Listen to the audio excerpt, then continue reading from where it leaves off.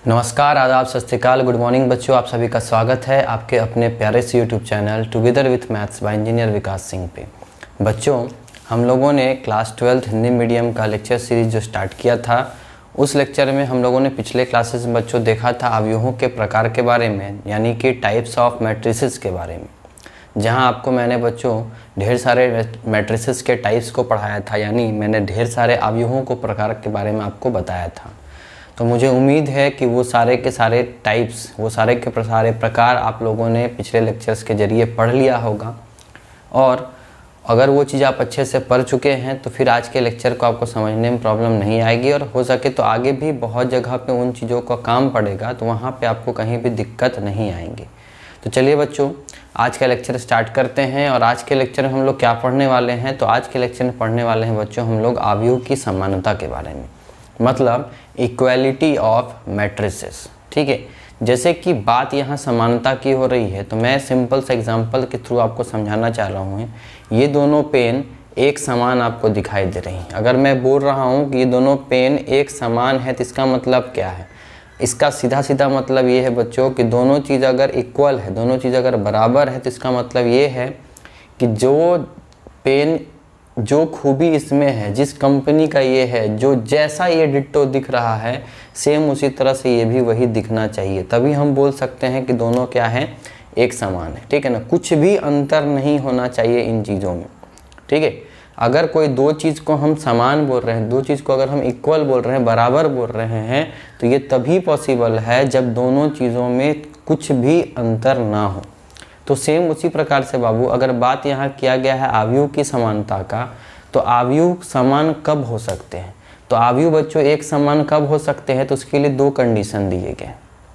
ठीक है, वही दो कंडीशन मैंने यहाँ पे आपके सामने लिखा हुआ है। तो चलिए देखते हैं वो दो कंडीशन क्या है। ध्यान से देखिएगा बच्चों, यहाँ मैंने लिखा गया है मेरे द्वारा क्या, कि अवयव की समानता मतलब इक्वालिटी ऑफ मैट्रिसेस। ठीक है, मतलब दो अवयव आपस में बराबर कब होंगे। तो ध्यान से देखिए मैंने क्या लिखा है। मान लेते हैं दो अवयव ए तथा बी। मैंने क्या एज्यूम किया बच्चों? मैंने एज्यूम किया, मैंने मान लिया है कि हमारे पास दो अवयव हैं, एक ए है और एक हमारा क्या है, बी है। ठीक है, और ये दोनों अवयव समान अवयव तभी कहलाएंगे, ये दोनों अवयव समान अवयव मतलब इक्वल मैट्रिक्स तभी कहलाएंगे यदि दोनों अवयवों का कोटि, ठीक है, दोनों अवयवों का क्या, कोटि एक समान हो। तो पहला कंसेप्ट, पहला कंडीशन क्या है बच्चों, कि कोटि क्या होना चाहिए, एक समान होना चाहिए। ठीक है, दो अवयव को अगर हम एक बराबर कह रहे हैं, तो दो अवयव एक बराबर तभी कहलाएगा जब पहला कंडीशन दिया कि दोनों का कोटि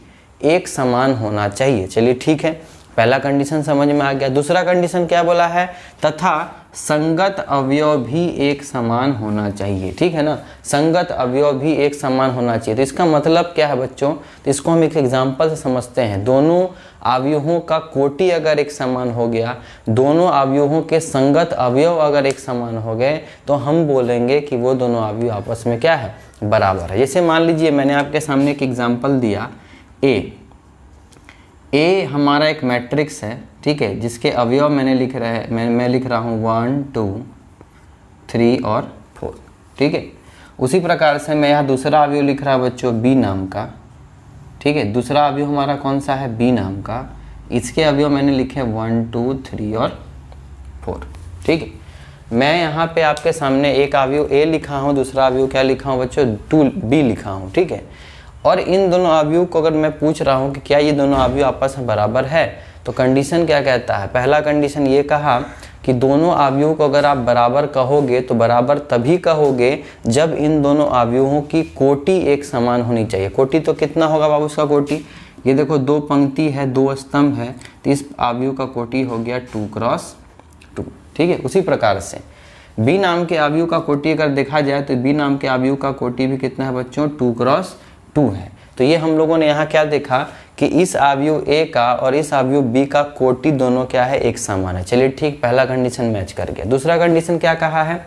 दोनों अवयव का संगत अवयव एक समान होना चाहिए। संगत अवयव का मतलब क्या है, ध्यान से सुनिएगा बच्चों।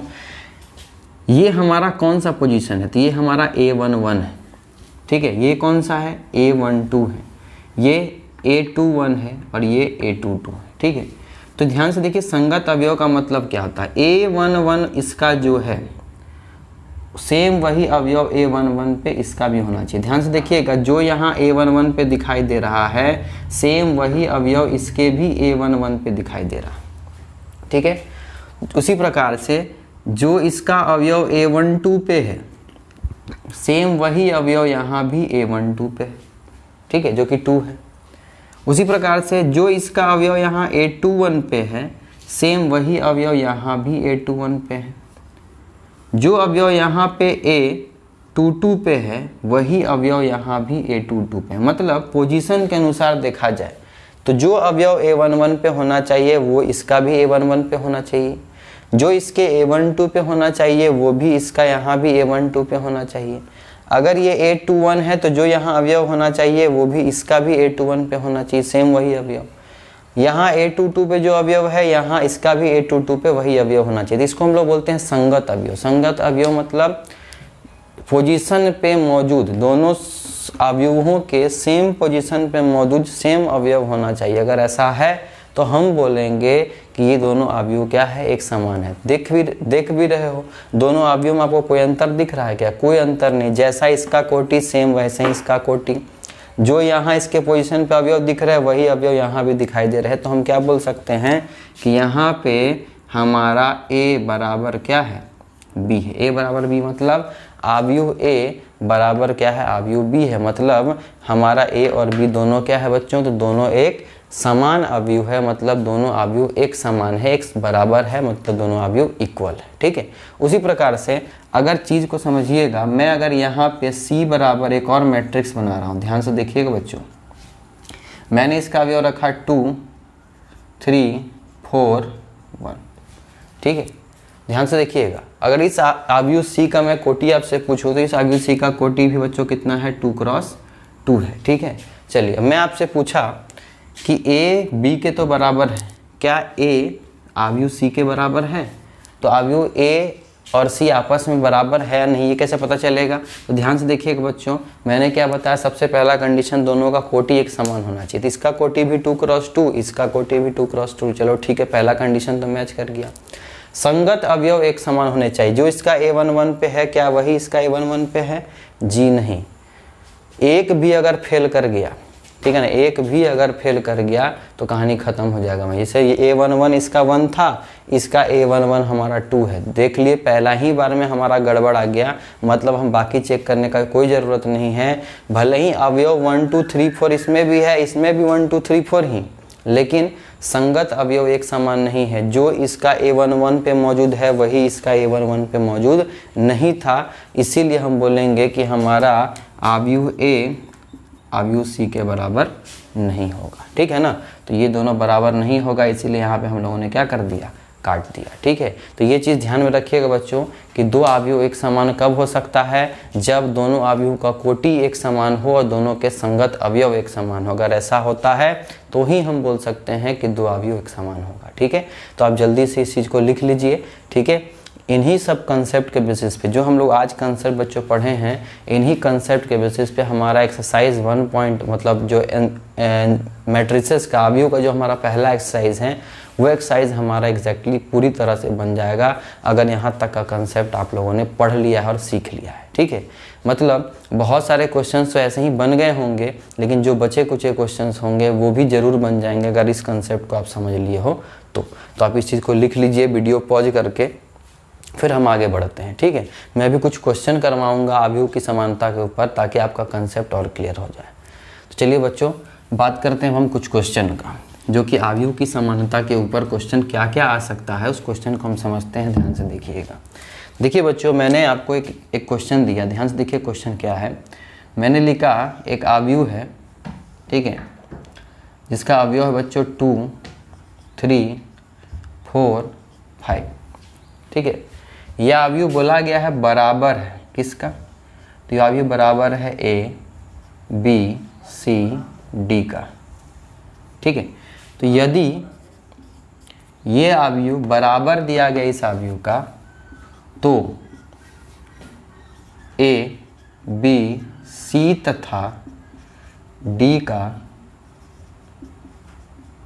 मान ज्ञात करें।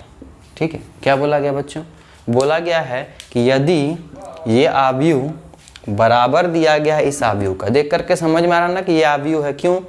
रेक्टेंगुलर ब्रैकेट दिखाई दे रहा है, उस ब्रैकेट के अंदर हमारे अवयव लिखे गए हैं। यहाँ भी वही रेक्टेंगुलर ब्रैकेट है, अवयव लिखे गए हैं। तो देख करके समझ में आ रहा है ये भी एक अवयव है और ये भी एक अवयव है। दोनों अवयव पहले ही से बोल दिया है बराबर है। ये बराबर का साइन क्या बता रहा है कि दोनों अवयव आपस में बराबर है। ठीक है, अगर यदि इतना बराबर इतना, ठीक है तो ए बी सी डी का मान प्राप्त कीजिए। तो ध्यान से देखिएगा बच्चों, इसका हल मैं आपको समझाने का कोशिश कर रहा हूँ, ध्यान से देखिएगा। यहाँ गिवन क्या है, दिया क्या गया है? यहाँ दिया गया है क्या बच्चों? यहाँ दिया गया है कि अवयव 2, 3, 4, 5 बराबर दिया गया किसका?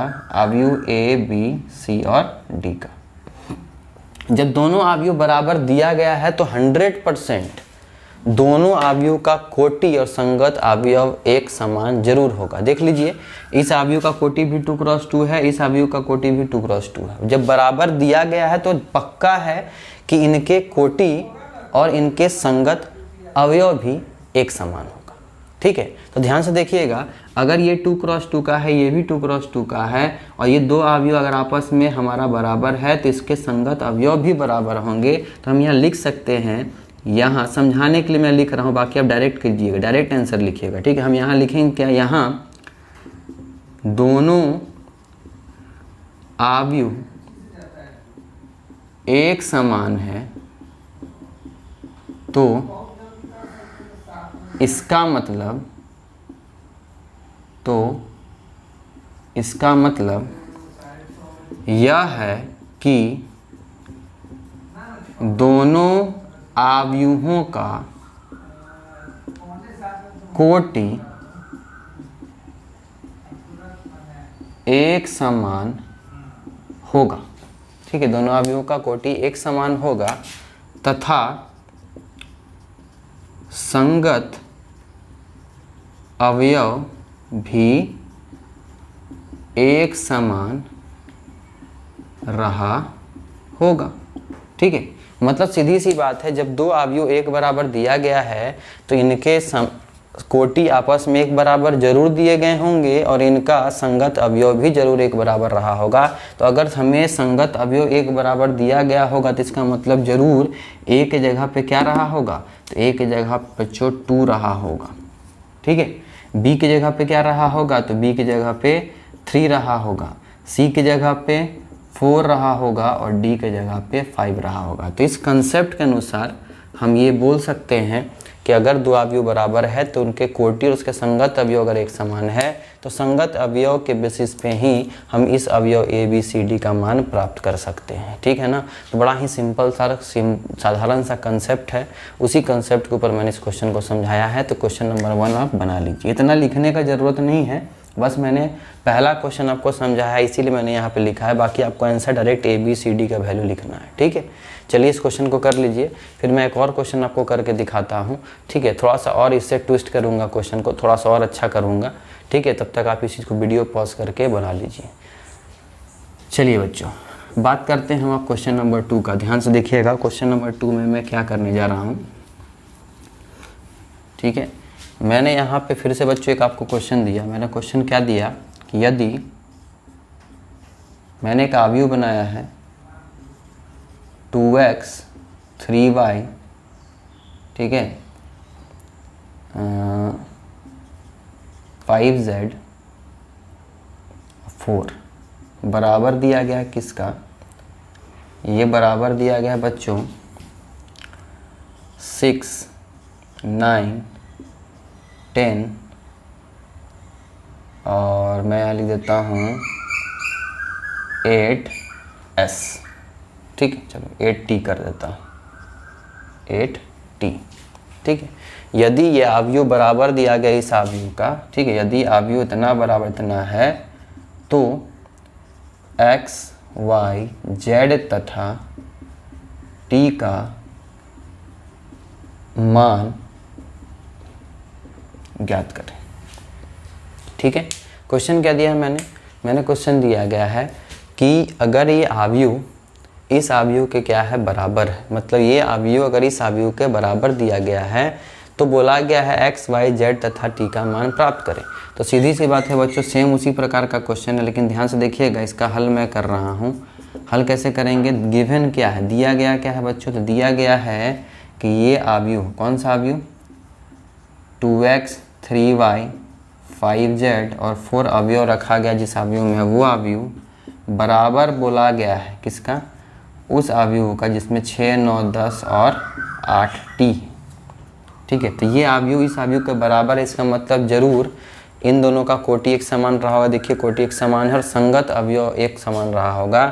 तो दिस इम्प्लाइज दैट, यहाँ से क्या चाहे बोल सकते हो देयरफॉर, अगर इतना बराबर इतना है तो इसका मतलब क्या, तो हम बोल सकते हैं संगत अवयव एक समान होगा। तो जब संगत अवयव एक समान होगा तो a11 पे मौजूद अवयव जो है उस इस एक के a11 के बराबर होगा। मतलब 2x किसके बराबर होगा, 6 के बराबर। ठीक है, हमें y भी निकालना है, z भी निकालना है और t भी निकालना है। तो ये 3y किसके बराबर होगा, तो ये 3y बराबर होगा किसका, तो ये 3y बराबर होगा 9 का। ठीक है, उसी बराबर 5z किसके बराबर होगा, तो 5z बराबर होगा बच्चों 10 के बराबर। और चौथा हम बोल सकते हैं 4 किसके बराबर होगा, तो 4 बराबर होगा 80 के। ठीक है, अब आप देख सकते हो हमारे पास समीकरण दिखाई देना शुरू हो गया। ये 4 समीकरण है, इस समीकरण को आप हल कीजिए, आपको x y z और t का मान प्राप्त हो जाएगा। तो x का वैल्यू कितना हो जाएगा बच्चों, 6/2, 6/2 का मतलब 3। ठीक है, उसी तरह से y का वैल्यू कितना हो जाएगा, 9/3 मतलब 3 3 9, y का वैल्यू भी 3। ठीक है, उसी तरह से z का वैल्यू कितना हो जाएगा, 10/5 मतलब 2। ठीक है, और यहाँ पे t का मान कितना हो जाएगा बच्चों, 4/8, 4/8 का मतलब 1/2, मतलब 4 4 2 8, मतलब t का मान कितना आया, 1/2 आया। तो इस प्रकार से बच्चों हम लोग x y z और t का मान प्राप्त कर सकते हैं अगर हमारे पास इस तरह से क्वेश्चन दिया गया होगा तो। ठीक है, तो आप जल्दी से इस क्वेश्चन को बना लीजिए, फिर हम बच्चों कुछ क्वेश्चंस डिस्कस कर लेते हैं इसी के ऊपर जो दिया गया है आपके एनसीईआरटी में। तो मैं एनसीईआरटी का क्वेश्चन भी आपको डिस्कस कर लेता हूं। तो आपको क्या करना है, एनसीईआरटी का क्वेश्चन शुरू से लेकर के अंत तक खुद से कोशिश करना है बनाने का। एक आध क्वेश्चन मैं डिस्कस करके बस आपको समझा दे रहा हूँ। ठीक है, तो आप इस चीज़ को पहले लिख लें।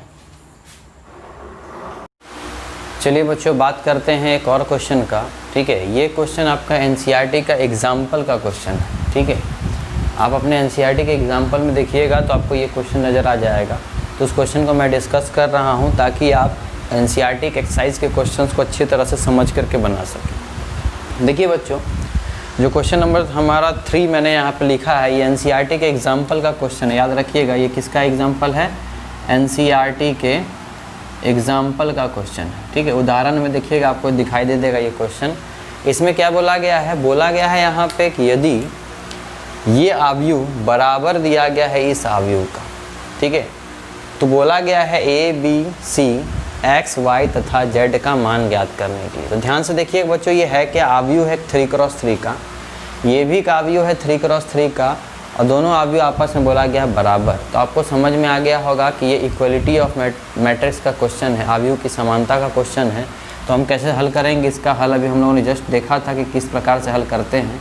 तो गिवन दिया गया क्या है बच्चों हमारे पास, तो हमारे पास दिया गया है कि ये अवयव x + 3 z + 4 2y - 7 - 6a - 1 0 b - 3 - 21 0, ये अवयव बराबर दिया गया है किसका, तो ये अवयव बराबर दिया गया है किसका, 0 6 3y - 2 -6 - 3 2c + 2, ठीक है, 2c + 2 और आखिरी में 2b + 4 -21 और 0, इसके बराबर दिया गया है। ठीक है, तो आप सबको पता है बाबू कि जब कोई चीज़ बराबर दिया गया, अवयव जब बराबर दिया गया तो इसका मतलब क्या, तो इसका मतलब है इसका कोटि एक समान रहा होगा और इसके संगत अवयव एक समान रहे होंगे। तो संगत अवयव एक समान रहने का मतलब, ध्यान से देखिएगा, हमें वैल्यू किसका किसका निकालना है, हमें x y z a b c सबका वैल्यू फाइंड आउट करना है। तो चलिए हम देखते हैं संगत अवयव के अनुसार पहला x + 3 किसके बराबर होना चाहिए, 0 के बराबर। तो हम यहाँ लिखेंगे x + 3 किसके बराबर होगा, देयरफॉर x + 3 किसके बराबर होगा, 0 के बराबर। क्यों, क्योंकि अगर अवयव बराबर है तो संगत अवयव भी एक बराबर होना चाहिए। मतलब इस जगह जो अभी अवयव होगा वो अवयव इसके बराबर होगा। तो x + 3 0 के बराबर होगा। ठीक, उसी प्रकार से बाबू z + 4 किसके बराबर होगा? तो z + 4 बराबर होगा किसका? 6 का। तो चलिए x निकल जाएगा यहाँ से, z निकल जाएगा यहाँ से। अगला कौन है? 2y - 7, ये किसके बराबर होगा? तो बच्चों ये बराबर होगा 3y - 2 का। तो देखिए समीकरण निकलते जा रहा है आपके पास, यहाँ से x निकलेगा, यहाँ से z, यहाँ से y निकलेगा। ठीक है, तो हमारा x y z हो गया। अब ABC को ढूंढिए, कहाँ कहाँ ABC दिख रहा है? देखिए a यहाँ दिख रहा है, तो ये a - 1 किसके बराबर होगा? यहाँ इसके जगह पे किसके बराबर होगा? -3 के बराबर। तो a - 1 - 3 के बराबर होगा। फिर देखिए यहाँ c दिख रहा है बच्चों, तो हम बोल सकते हैं 2c + 2 किसके बराबर होगा? तो ये बराबर होगा किसका? 0 का बराबर होगा। देखिए a मिल जाएगा यहाँ से, c यहाँ से मिल जाएगा। बच्चा b, देखिए b किसके बराबर? इसके बराबर। मतलब ये वाला b - 3 कहीं ना कहीं हम बोल सकते हैं कि इसका संगत अवयव कौन है? 2b + 4 है, ये इसके बराबर आना चाहिए। ठीक है, चलिए हर एक समीकरण को हल करते हैं। तो यहाँ से हम देख सकते हैं कि x का वैल्यू कितना आएगा? -3 आएगा। तो x का वैल्यू हमारा -3, ये हमारा आंसर के तौर पे आ गया। ठीक है, उसी तरह से z का वैल्यू कितना आएगा? 6 - 4, 6 - 4 का मतलब z का वैल्यू कितना आएगा बच्चों? z का वैल्यू आएगा 2 आएगा। तो इस प्रकार से z का वैल्यू भी हमारा निकल गया। ठीक उसके बाद नेक्स्ट क्या है? इसको हल करते हैं। तो ये 2y को उधर भेज दो, -2 को इधर भेज दो। ठीक है, तो -2 को इधर भेजोगे तो क्या होगा बच्चों? -7 + 2 बराबर 3y - 2y। तो -7 + 2 कितना होगा बच्चों? तो ये हो जाएगा -5, और 3y - 2y कितना हो जाएगा? y हो जाएगा। तो y का वैल्यू कितना आया? -5 आया। ठीक है, तो आप देख सकते हो बच्चों कि y का वैल्यू -5 आया, z का वैल्यू हमारे पास 2 आया, और x का वैल्यू हमारे पास कितना आया? -3 आया। उसी प्रकार से a का वैल्यू यहाँ देख सकते हो निकल जाएगा। a का वैल्यू कितना हो जाएगा? -3 + 1, -3 + 1 का मतलब ये कितना हो गया बच्चों? -2 हो गया। तो हमारे पास a का वैल्यू कितना आया? a का वैल्यू हमारे पास -2 आया। उसी प्रकार से यहाँ अगर 2c का वैल्यू फाइंड आउट करोगे तो ये -2 होगा। तो c का वैल्यू -2/2 मतलब c का वैल्यू -1 आया। तो c का वैल्यू हम लोगों ने देखा -1 निकल कर के, और आखिरी हमारा क्या है बच्चों? b। चलिए इस b को उधर ले आते हैं, इस 4 को इधर, ये कितना हो जाएगा? -3 - 4, ये 2b, और ये भी उधर जाएगा तो -b, ये हो जाएगा -7, ये 2b - b मतलब b के बराबर। तो b का वैल्यू कितना है बच्चों? तो b का वैल्यू आया -7। तो हम लोगों ने देखा कि हमारा a का वैल्यू -2, b का वैल्यू -7 और c का वैल्यू -1 आया, और हमारे x का वैल्यू -3, y का वैल्यू -5 और z का वैल्यू कितना है बच्चों? तो z का वैल्यू हमारा 2 आया। तो इस प्रकार से हम लोग ज्ञात कर सकते हैं x, y, z, a, b, c का मान। तो जो कंसेप्ट मैंने बच्चों सिखाया है, ये कंसेप्ट सीधा सीधा क्या है? ये सीधा सीधा हमारा आव्यूह की समानता के ऊपर का कंसेप्ट है। तो ये कंसेप्ट बस आपको जानना था, आप लोगों ने जान लिया, और इस प्रकार से आप हल कर सकते हैं। ठीक है, तो चलिए इस चीज़ को आप बना लीजिए। फिर हम एक और क्वेश्चन देखते हैं, और उसके बाद आप फिर से ट्राई कीजिएगा NCERT के साइज़ के क्वेश्चंस को अच्छे से, या ज़रूर आपसे बन जाएगा। ठीक है, इस चीज़ को आप लिख लें, फिर आगे हम बात करते हैं। चलिए बच्चों एक और क्वेश्चन देख लेते हैं। ये भी क्वेश्चन आपका बच्चों NCERT के उदाहरण का क्वेश्चन है, NCERT के एग्जाम्पल का क्वेश्चन है। ध्यान से देखिएगा, बहुत ही अच्छा क्वेश्चन है, बहुत ही प्यारा क्वेश्चन है। ठीक है, यहाँ भी सेम वही चीज़ बोला गया है यदि अवयव ये है ना, जिसका अवयव है 2a + b, a - 2b, 5c - d और 4c + 3d। ठीक है, ये अवयव बराबर किसका दिया गया बच्चों? तो ये अवयव बराबर दिया गया है 4, -3, 11 और 24 जो अवयव कंटेन करके रखा हुआ है वो अवयव के। ठीक है, अब बोला गया अगर ये अवयव इस अवयव का बराबर है तो a, b, c तथा d का मान प्राप्त कीजिए। तो सीधी सी बात है बच्चों, फिर से वही क्वेश्चन है, हल को देखिएगा, है ना। दिया गया क्या है, गिवन क्या है हमारे पास? तो हमारे पास दिया गया है कि ये जो अवयव है 2a + b, a - 2b, 5c - d और 4c + 3d, इस अवयव को रखने वाला अवयव और 4, -3, 11 और 24 अवयव का रखने वाला अवयव आपस में क्या बोला गया है? बराबर है। ठीक है, तो अगर ये बराबर है तो इसका मतलब क्या हुआ बच्चों? तो इसका मतलब ये हुआ कि इसके कोटि आपस में बराबर रहे होंगे। देख लीजिए 2 × 2 है, ये भी 2 × 2 है, इसका संगत अवयव एक समान रहा होगा। इस जगह जो अवयव है इसके बराबर रहा होगा, मतलब 2a + b जो है वो किसके बराबर रहा होगा? 4 के बराबर। ठीक है, उसी हिसाब से a - 2b किसके बराबर रहा होगा? तो ये रहा होगा -3 के बराबर। ठीक है, उसी प्रकार से ये 5c माइनस डी किसके बराबर रहा होगा, तो ये बराबर रहा होगा 11 के, और आखिरी में हमारे पास 4c प्लस 3d है, वो किसके बराबर रहा होगा, 24 के बराबर। तो इसको देखने के बाद आपको ध्यान से देखना है कि हमारे पास a, b, c तथा d का मान प्राप्त करना है। तो ध्यान सुनिएगा बच्चों, इसके पहले जो अभी हमको समीकरण मिलता था उस समीकरण में एक ही चर मान होता था, एक ही वेरिएबल होता था, उसीलिए हमारा मान आसानी से निकल गया। लेकिन अब क्या है, तो बच्चों ये हमारा एक समीकरण तो दिया गया है, ठीक है, जिसका घात हमारा 1 है, लेकिन अगर ध्यान से देखिएगा तो इसमें हमारे पास वेरिएबल, ठीक है, हमारे पास वेरिएबल कितना दिखाई दे रहा, दो वेरिएबल दिखाई दे रहा।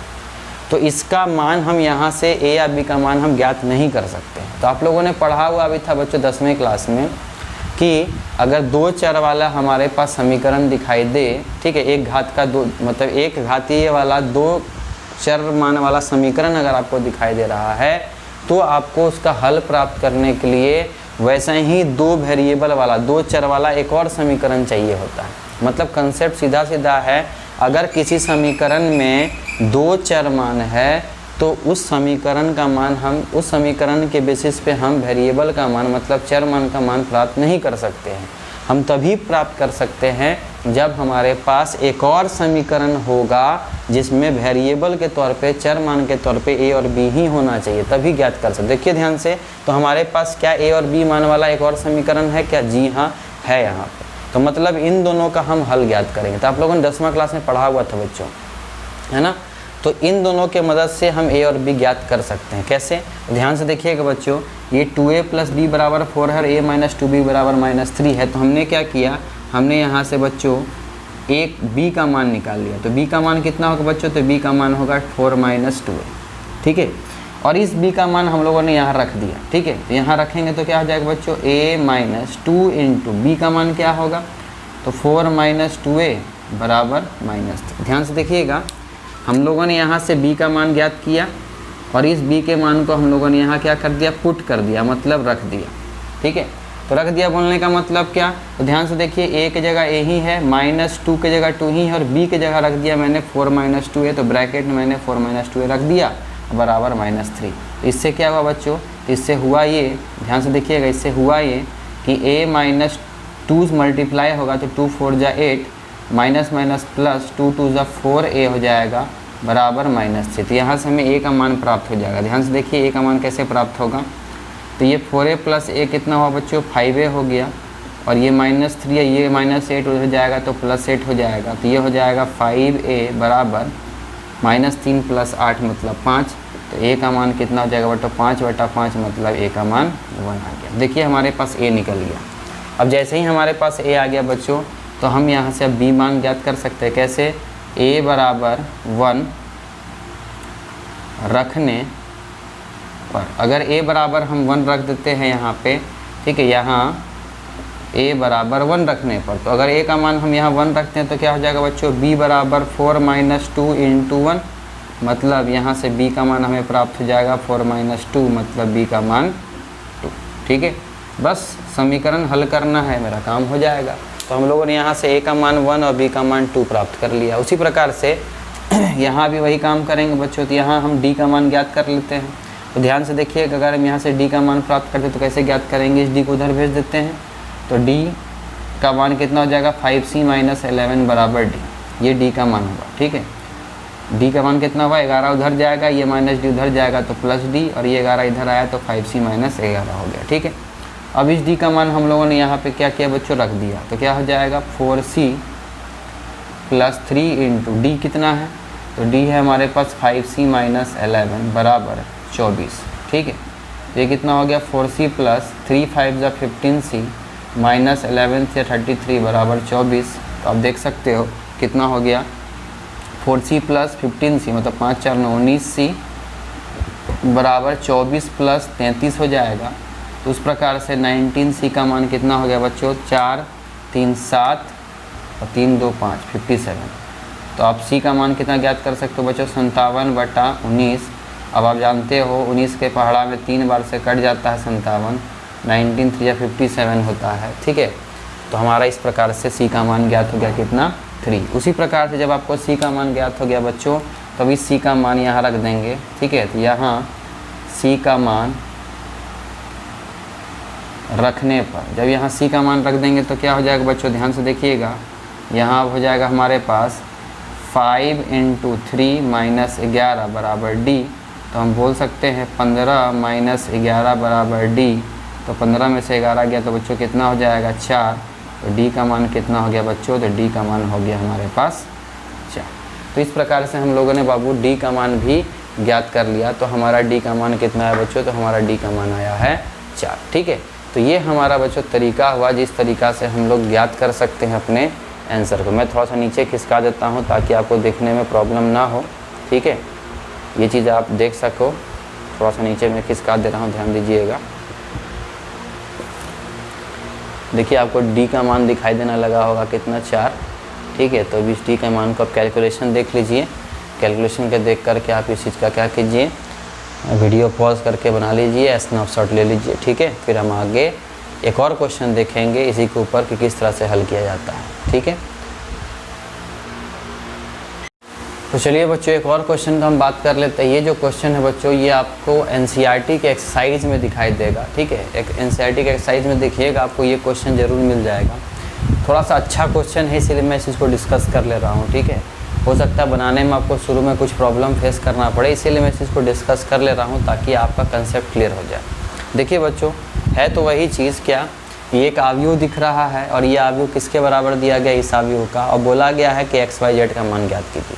तो सीधी सी बात है बच्चों, हल तो वैसे ही होगा। कैसे, हमारे पास गिवन क्या दिया गया है, हमारे पास गिवन दिया गया है कि एक आव्यूह है जिसका अवयव है x + y + z, x + z और y + z। ये आव्यूह है, किसके बराबर दिया गया, एक और आव्यूह के बराबर दिया गया, जो आव्यूह का अवयव क्या है, 9, 5 और 7। देख सकते हो आप, 3 पंक्ति है और एक ही स्तंभ है, तो 3x1 का आव्यूह है, ये भी 3x1 का आव्यूह है। ठीक है, तो दोनों आव्यूह समान दिया गया, तो कोटि बच्चों समान दिया गया है। अगर हमें XYZ ज्ञात करना है तो हम संगत अवयव के मदद से ज्ञात करेंगे। ठीक है, तो अगर बराबर दिया गया तो इसका मतलब क्या है बच्चों, तो इसका मतलब है कि x + y + z का संगत अवयव कौन है, 9 है, तो उसके बराबर होगा।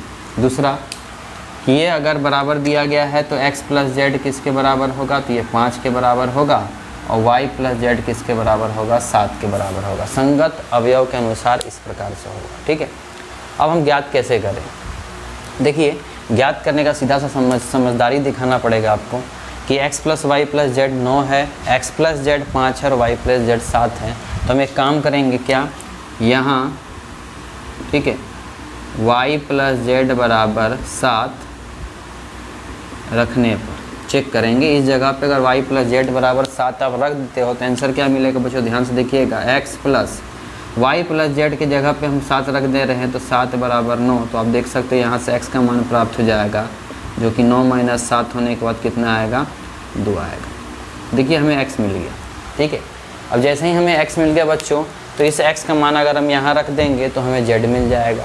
तो ठीक है, यहाँ पे क्या करेंगे बच्चों, यहाँ x बराबर 2 रखने पर, जब यहाँ x बराबर 2 रखेंगे बाबू तो क्या होगा, यहाँ x बराबर 2 रखने का मतलब सीधी सी बात है, 2 + z बराबर 5 हो गया, मतलब z का वैल्यू 5 - 2 मतलब z का वैल्यू 3 हो जाएगा। ठीक है, उसी प्रकार से बाबू जब आपका z मिल गया है तो यहाँ रख दोगे तो आपको किसका मान ज्ञात हो जाएगा, y का। लिखेंगे यहाँ z बराबर 3 रखने पर, जब यहाँ z बराबर 3 रखेंगे बच्चों तो क्या हो जाएगा, y + 3 बराबर 7, और यहाँ से आपको y का मान ज्ञात हो जाएगा बच्चों कितना, तो y का मान ज्ञात हो जाएगा 7 - 3 मतलब y का मान 4। तो इस प्रकार से बच्चों आपका x, y और z ज्ञात कर लोगे आप आसानी से। ठीक है, तो अभी इसके पहले जो हम लोगों ने क्वेश्चन देखा था बच्चों, उसको ज्ञात करने के लिए आप समीकरण को हल कर सकते हैं। तो आपके पास हल करने के लिए बहुत सारा मेथड है। ठीक है, आप लोगों ने 10वां क्लास में मेथड पढ़ा था, जब 2 वेरिएबल वाला 2 चर वाला हमारे पास अगर समीकरण दिखाई दे तो उनका हल ज्ञात करने के लिए हमारे पास प्रतिस्थापन विधि था जो हम लोग किए थे। प्रतिस्थापन विधि के द्वारा ही हम लोग बनाए थे।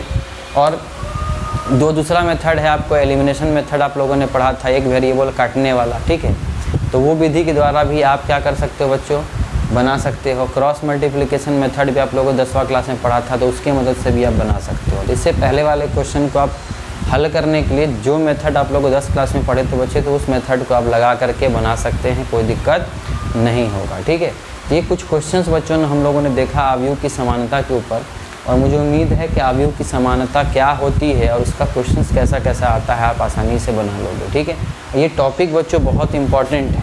क्यों? क्योंकि इस टॉपिक से इतना दिमाग में आप बैठा लीजिए कि एक क्वेश्चंस आपके ऑब्जेक्टिव में या तो 2 मार्क्स के क्वेश्चन में ज़रूर दिखाई देंगे। ठीक है, अवयव की समानता से बोर्ड एग्जाम में बच्चों याद रखिएगा, या तो ऑब्जेक्टिव में या तो 2 मार्क्स के क्वेश्चन में इसका ज़्यादा चांस रखिए कि ज़रूर दिखाई देगा। इसलिए टॉपिक इम्पॉर्टेंट है, इसीलिए मैंने इसके ज़्यादा से ज़्यादा क्वेश्चंस करवाया आपको, ताकि बोर्ड एग्जाम में आपको बनाने में कहीं भी प्रॉब्लम फेस नहीं करना पड़े। ठीक है, तो कोशिश कीजिएगा कि एनसीईआरटी का जो भी क्वेश्चन उसको अच्छे से बनाइए। क्वेश्चन बैंक अगर आपको मिले बिहार बोर्ड से रिलेटेड तो ढेर सारा क्वेश्चन बैंक आता है, गोल्डन का आता है बच्चों, टारगेट का आता है। ठीक है, बहुत सारे ऐसे राइटर हैं, पब्लिकेशंस हैं जिनका आपको क्वेश्चन बैंक मिलेगा।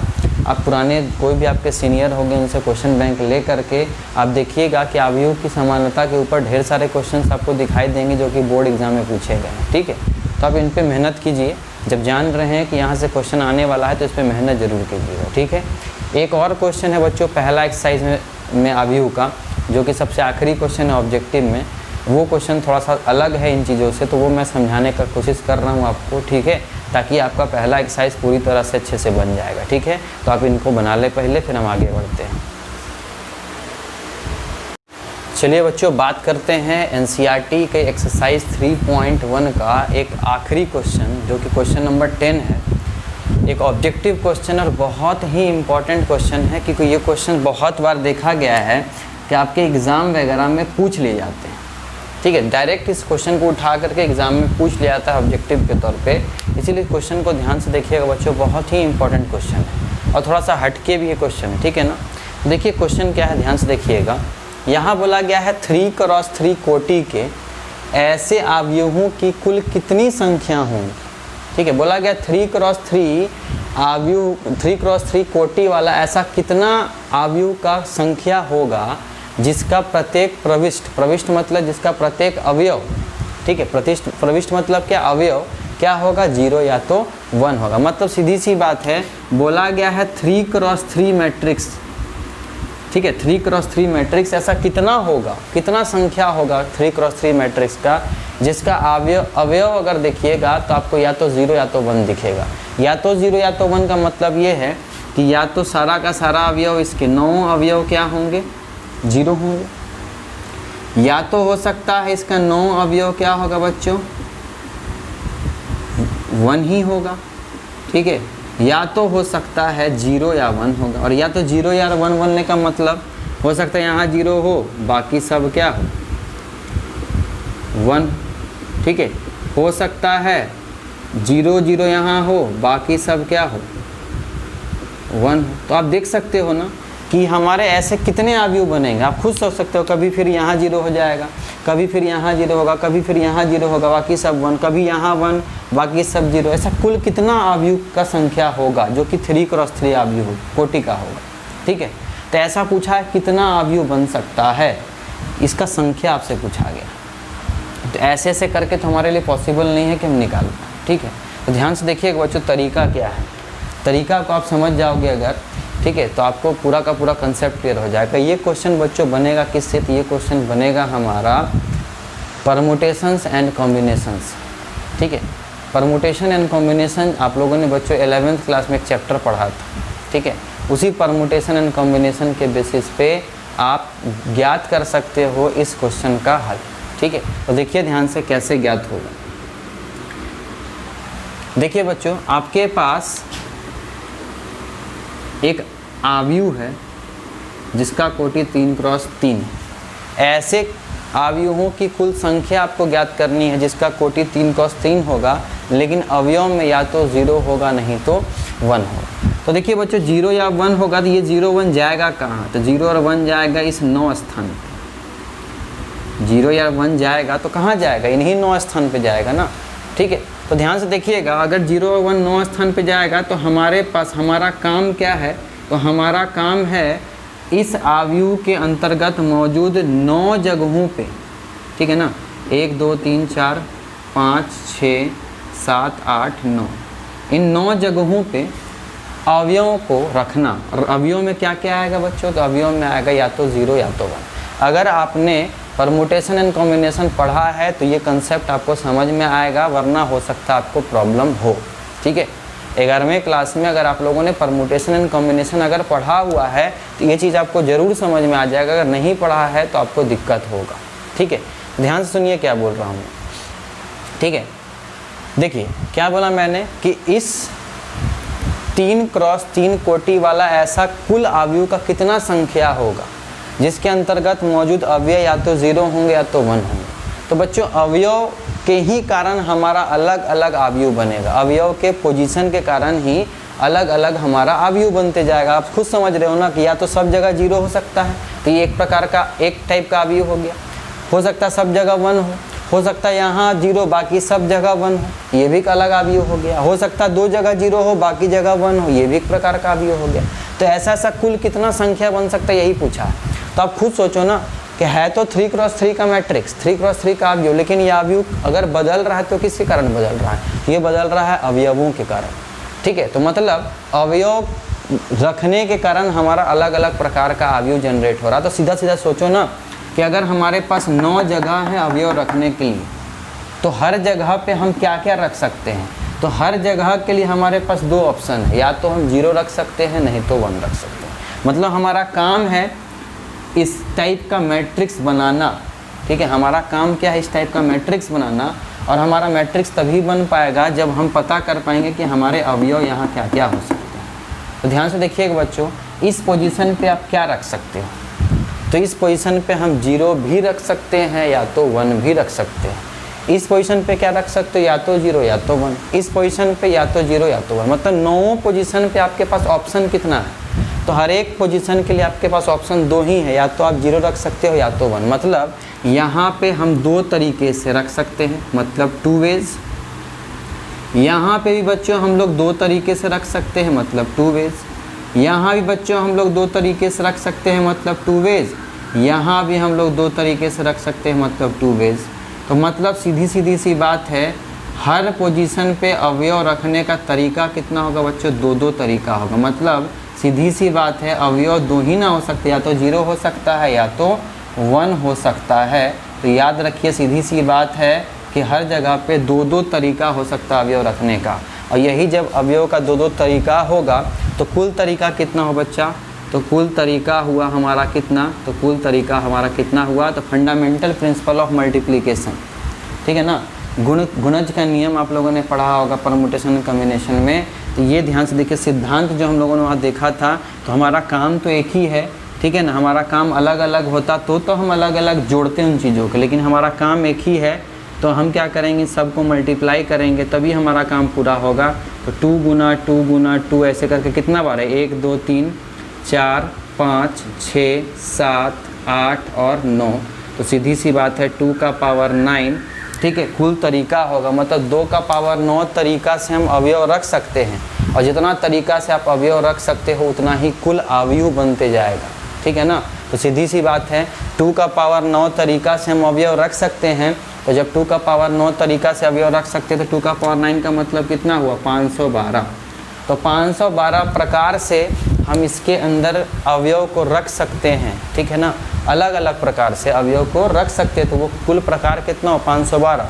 तो जब 512 प्रकार है तो सीधी सी बात है बच्चों, अवयव भी हमारे 512 प्रकार के जनरेट हो जाएंगे, ठीक है ना। क्योंकि अवयव के कारण ही हमारा अलग अलग अवयव बनता है। तो सीधी सी बात है, जब अवयव इसके अंदर हम 512 प्रकार से रख सकते हैं तो सीधी सी बात है अवयव भी हमारे कुल मिलाकर के 512 बनेंगे।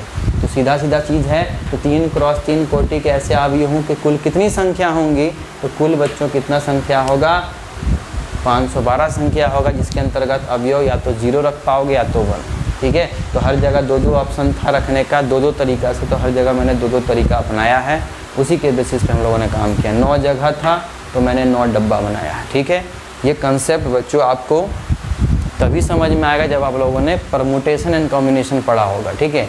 क्रमचय एवं संचय, जो कि हमारे 11th क्लास में हमें पढ़ना था। ठीक है, क्रमचय एवं समचय अगर आप लोगों ने देखा होगा तो आप ज़रूर इस क्वेश्चन को समझ गए होंगे, वरना आपको दिक्कत होगा बच्चों, क्योंकि अगर आप नहीं पढ़े हो क्रमचय एवं संचय तो ये आपको बनाने में दिक्कत होगी। ठीक है, तो बच्चों आज के लेक्चर में हम यहीं पे अपना वीडियो का एंडिंग ख़त्म करते हैं वीडियो को। ठीक है, ताकि नेक्स्ट पार्ट में जब हम आएंगे बच्चों तो वहाँ हम लोग पढ़ेंगे आव्यूह के ऊपर किस किस प्रकार का हम लोग संक्रियाएं लगा सकते हैं। तो वो संक्रियाओं के बारे में, उन ऑपरेशंस के बारे में हम लोग अपने नेक्स्ट वीडियो में पढ़ेंगे।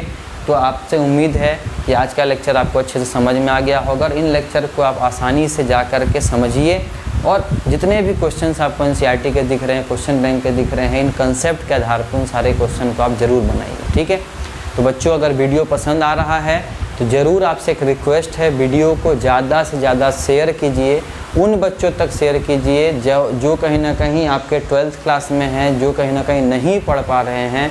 ठीक है, जिनके पास हिंदी मीडियम का वीडियो नहीं है तो आपसे रिक्वेस्ट है प्लीज़ उन बच्चों को इस वीडियोस को ज़रूर पहुंचाएं उन बच्चों तक, ताकि वो भी इस चीज़ का सुविधा का लाभ ले सके। ठीक है बच्चों, तो तब तक के लिए बाय बाय, टेक केयर और अच्छे से रहिए और कोशिश कीजिएगा बच्चों कि पढ़ाई ज़रूर कीजिएगा, पढ़ाई को बीच में रोकिएगा नहीं, जितना हो सके पढ़ाई पर ध्यान दें। ठीक है, चलते हैं।